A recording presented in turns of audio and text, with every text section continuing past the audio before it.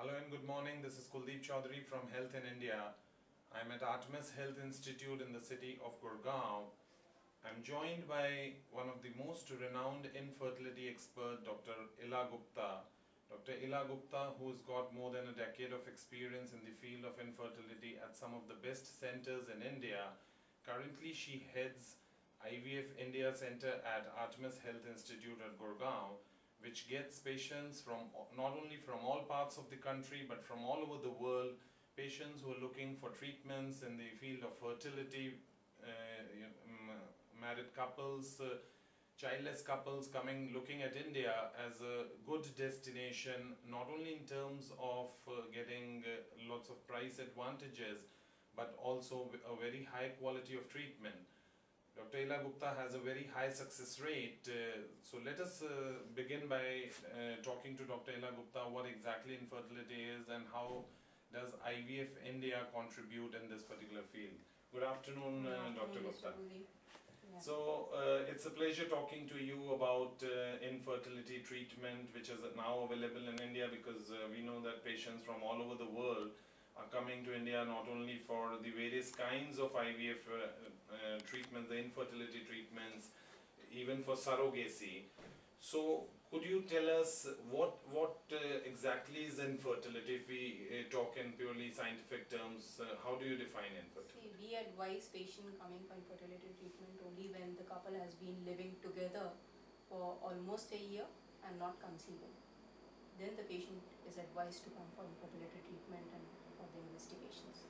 So what is the approach that you take when a patient lands up for the first time at the center?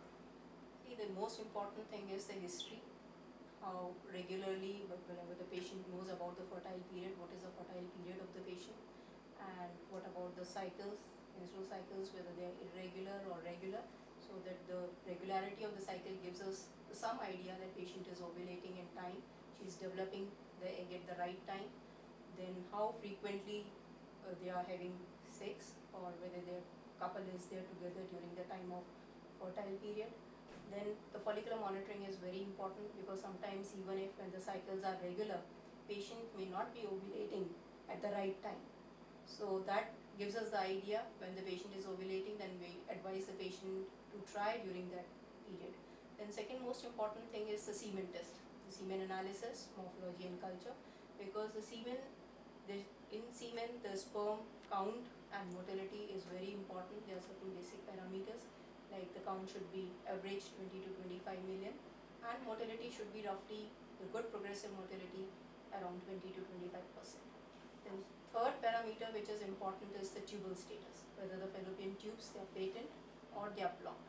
If all the three parameters are okay, patient is ovulating in time, the semen parameters are okay, the tubal status is okay, then we just, if the patient is young, we just advise the patient to try during that fertile period, and if within 3 to 4 cycles it doesn't click, then we move on for the active treatment.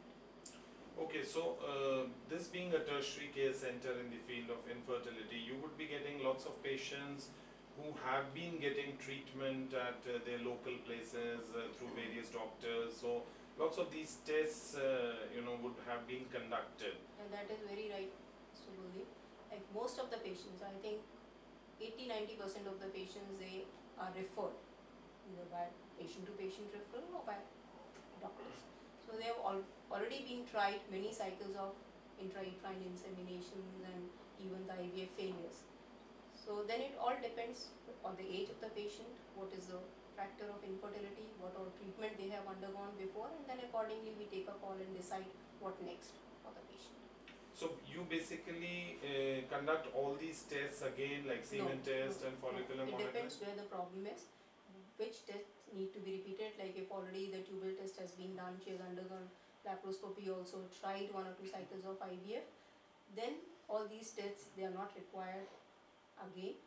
And then the mode of treatment depends on whether the patient wants to try again for IVF with her own eggs or wants to go for donor egg.